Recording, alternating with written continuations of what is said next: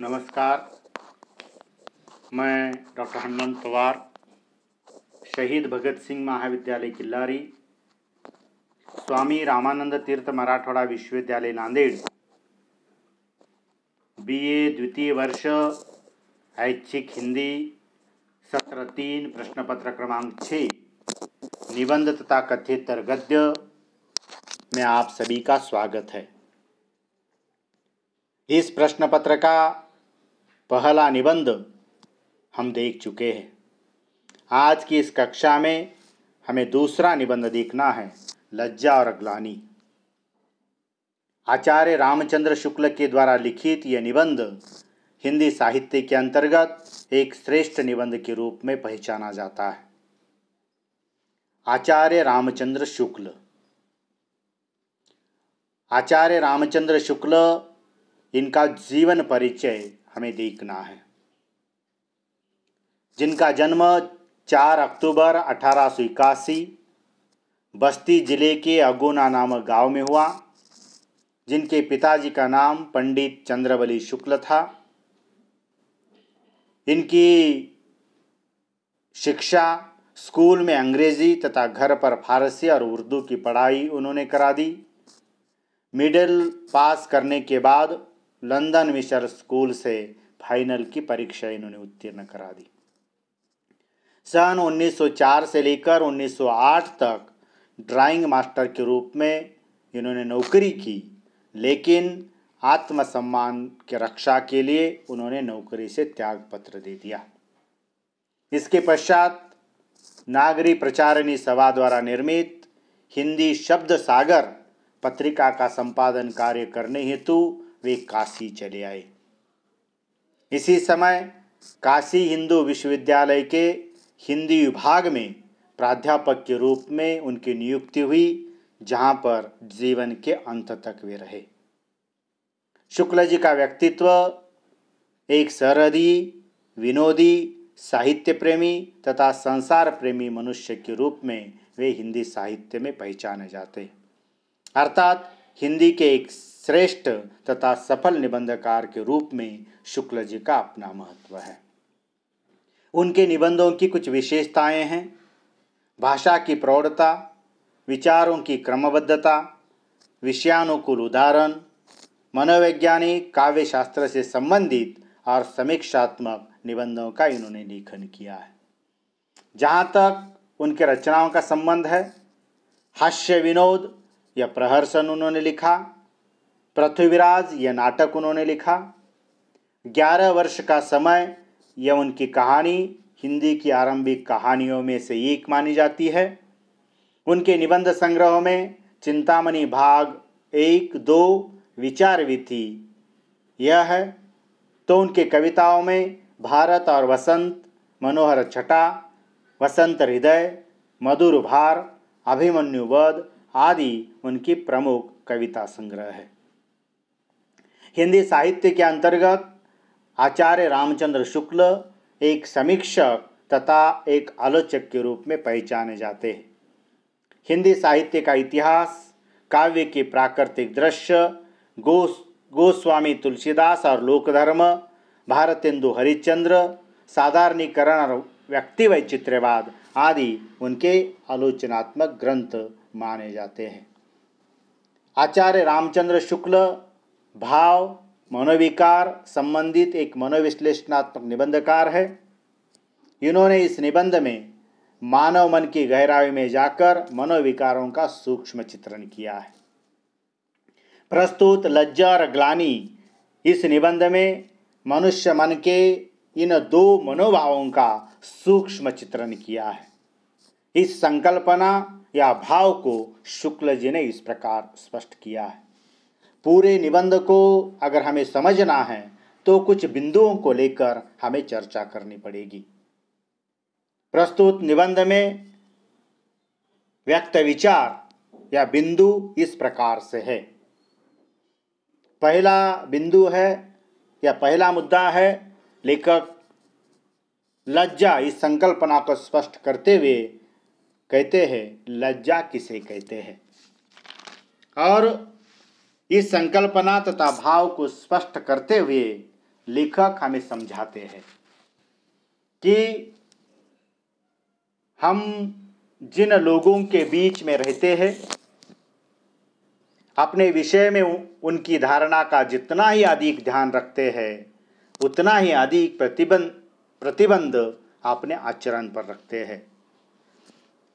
जो हमारी बुराई, मूर्खता या तुच्छता के प्रमाण पा चुके हैं, उनके सामने हम उसी धड़ाके के साथ नहीं जाते जिस धड़ाके के साथ औरों के सामने जाते हैं।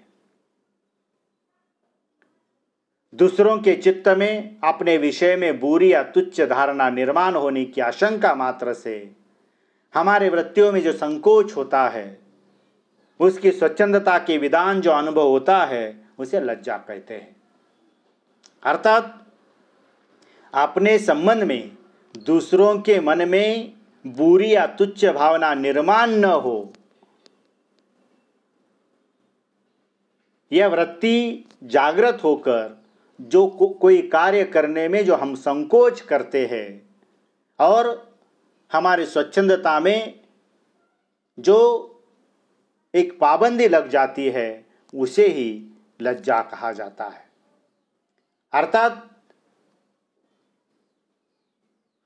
हम किसी के सामने बुरे न समझे, किसी के मन में हमारे प्रति बुरी या तुच्छ भावना निर्माण न हो। यह स्थायी भाव जिसमें या जिस व्यक्ति में अधिक होता, वह उतना ही लज्जाशील व्यक्ति होता है। परंतु कोई बुरा कहे या भला, इसकी परवाह न करके जो व्यक्ति अपना काम करते रहता है, उसे हम निर्लज्ज कहते हैं। अर्थात लज्जा हमारे मन में कब उत्पन्न होती है कि जब किसी के मन में हमारे प्रति एक प्रकार से बुरी या तुच्छ भावना निर्माण न हो। यह भाव जब हमारे मन में जागृत हो जाता है, तब लज्जा उत्पन्न हो जाती है, या उसे ही लज्जा कहते हैं। अर्थात यह भाव जिस व्यक्ति में अधिक होगा, वह व्यक्ति अधिक लज्जाशील कहला देता है, वह व्यक्ति अधिक एक प्रकार से सद प्रवृत्ति का कहला देता है। अर्थात लज्जा किसे कहते हैं, इस मुद्दे को लेखक ने और भी अधिक विस्तार के साथ विभिन्न बिंदुओं के माध्यम से स्पष्ट किया है। 2, हमने किसी के साथ बुराई करने पर हमारी क्या अवस्था हो जाती है, इस भाव को, इस विचार को स्पष्ट करते हुए कहते हैं कि किसी समाज में हमने किसी के साथ बुराई की है तथा हमने अपनी मूर्खता और धृष्टता आदि का प्रमाण हम दे चुके हैं, तो उस समाज या व्यक्ति के सामने जाने में हमारे मन में संकोच निर्माण हो जाता है। जिस व्यक्ति के साथ या जिस समाज में हमने कोई बुराई की है, उस व्यक्ति को देखते ही हमारी चेष्टाएं मंद पड़ जाती है, हम लज्जित हो जाते हैं, हमारी अवस्था मरणासन्न हो जाती है। समझो हमारे घर में हमारे हाथ से या हमारी ओर से कोई गलती हो चुकी, तो हम माता पिता के सामने जाने में अपने आप को एक प्रकार से संकोच करा देते हैं। उनके सामने जाने में हमारी अवस्था एक प्रकार से मरणासन्न व्यक्ति की तरह हो जाती है। अर्थात किसी के साथ हमने बुराई की है, तो उस व्यक्ति के सामने जाने में हमें अगर लज्जा महसूस होती है, उस व्यक्ति के सामने जाने में हमें संकोच निर्माण हो जाता है, तो समझना कि उस घटना के प्रति हम लज्जित हो चुके हैं। अर्थात वह मनुष्य के लिए एक प्रकार से लज्जित होना यह कोई बुरी संकल्पना नहीं है। इसे लेखक ने और अधिक विभिन्न मुद्दों के माध्यम से स्पष्ट किया है। लेखक तीसरा मुद्दा स्पष्ट करते हैं कि लज्जा का कारण क्या है। लज्जा का कारण दूसरे का निश्चय या अनुमान है। लज्जा का कारण अपनी बुराई या त्रुटि या दोष हमारा अपना निश्चय नहीं है, यह दूसरे का निश्चय है, दूसरे का अनुमान है। लज्जा तब उत्पन्न हो जाती है कि जब हम सोचते हैं कि दूसरे हमारे प्रति क्या सोचेंगे या दूसरे हमारे प्रति क्या अनुमान लगाएंगे, यह सोचकर हम लज्जित हो जाते हैं। हम अपने को दोषी समझे या आवश्यक नहीं, परंतु दूसरे लोग हमें दोषी समझते हैं या दूसरे लोग हमें दोषी समझेंगे और हमारा आचरण लोगों को बुरा लगता है, जिसके कारण हमें उपहास या घृणा का सामना करना पड़ता है, या हमारे हाथों से ऐसा अगर कोई आचरण होता है कि जिसके कारण लोग हमारी घृणा करते हैं, उपहास करते हैं, और वही आचरण हमसे अगर हो गया तो लोगों के सामने जाने में हमें संकोच निर्माण हो जाता है। वे हमारी निंदा करे या ना करे, उपासना करे या ना करे, किंतु हम समझते हैं कि मधुशाला उसके पास है। वे उसका उपयोग करे या ना करे, यह अवश्य है कि उपयोग होने पर हमारी लज्जा का वेग या भार और अधिक बढ़ जाता है। अर्थात लज्जा का कारण हमें कोई वस्तु या हमें कोई प्रवृत्ति, हमें कोई हमारा कार्य बुरा लगे, इसकी ओर हम सोचते नहीं हैं, बल्कि दूसरा व्यक्ति या दूसरे व्यक्ति हमारे प्रति एक प्रकार से जो कोई गलत अनुमान न निकाले, दूसरे व्यक्ति हमारे प्रति क्या निश्चय करा देते हैं, इसके कारण हम एक प्रकार से वह लज्जित हो जाते हैं या हमें लज्जा महसूस होने लगती है। आगे लेखक कहते हैं, जिसके साथ बुराई वह मौन, तो हम संकुचित हो जाते हैं। इस संकल्पना को आगे प्रस्तुत करते हुए लेखक हमें समझा देते हैं, यदि जिसके साथ हमने बुराई की है वह यदि 10 आदमियों के मिलने पर मौन है या हमारा गुणगान करने लगेंगे,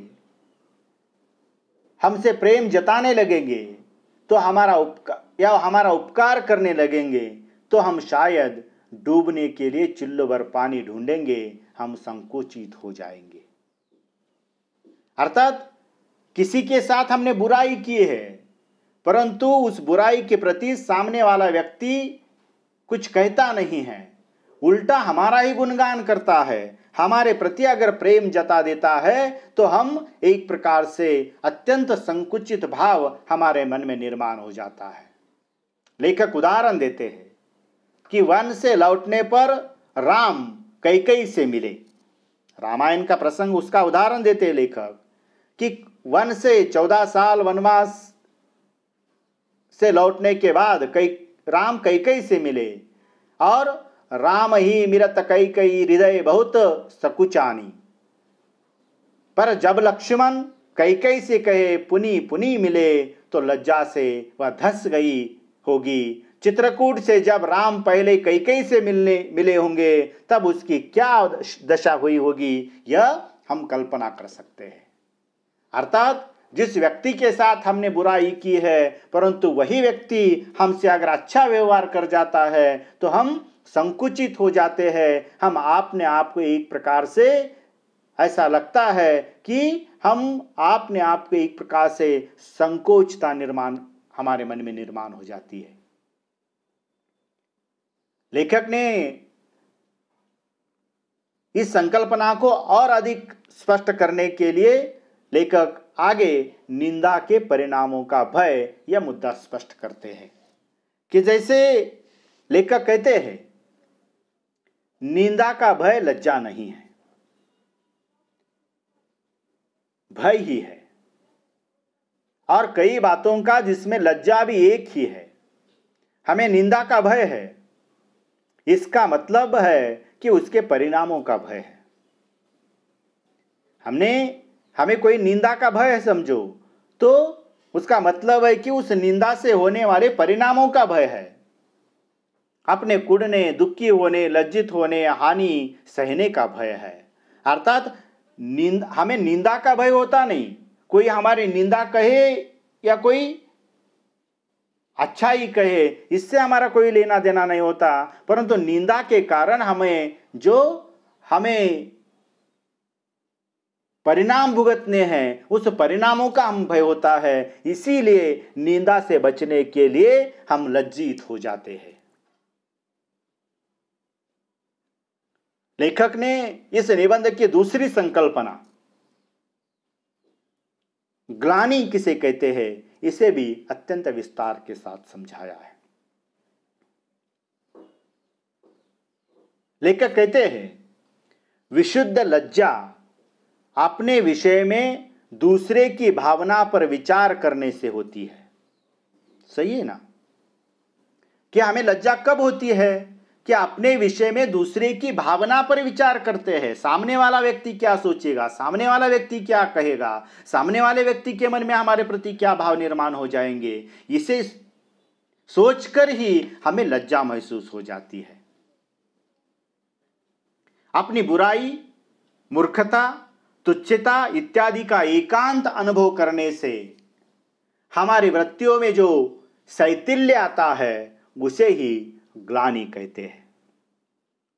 अर्थात हमने किसी के साथ बुराई की है, हमारे हाथों से कोई बुरा कर्म हो चुका है, तो उस बुरे कर्म के प्रति जब हम एकांत में बैठे हैं, तो उस एकांत में बैठने के बाद हमारे बुरे कर्म के प्रति या बुरे कर्म को लेकर हमारे मन में जो शैथिल्य भाव आता है उसे ही ग्लानि कहा जाता है। अरे रे रे, ऐसा हमें करना नहीं चाहिए था। समझो, किसी छोटे बच्चे को हम बिना वजह कोई थप्पड़ लगा देते हैं, और जब हम एकांत में बैठते हैं तो हमें बुरा लगता है। हमारे मन में एक प्रकार से भाव आ जाते हैं, अरे ये निस्सहाय, ये छोटे बच्चे को हमें मारना नहीं चाहिए था। अर्थात यह भाव एकांत में बैठने के बाद जब हमारे मन में, हमारे हृदय में यह जब भाव उत्पन्न हो जाता है, यही भाव ग्लानि है। और यह ग्लानि किसमें उत्पन्न हो जाती है? जिसका अंतःकरण सत्व प्रधान है, जिनके संस्कार सात्विक है, जिनके भाव कोमल और उदार होते हैं, वही इस भाव का या ग्लानि का अनुभव करते हैं। जिनकी हृदय कठोर है, जिनके वृत्तांता है, जो क्रूर है,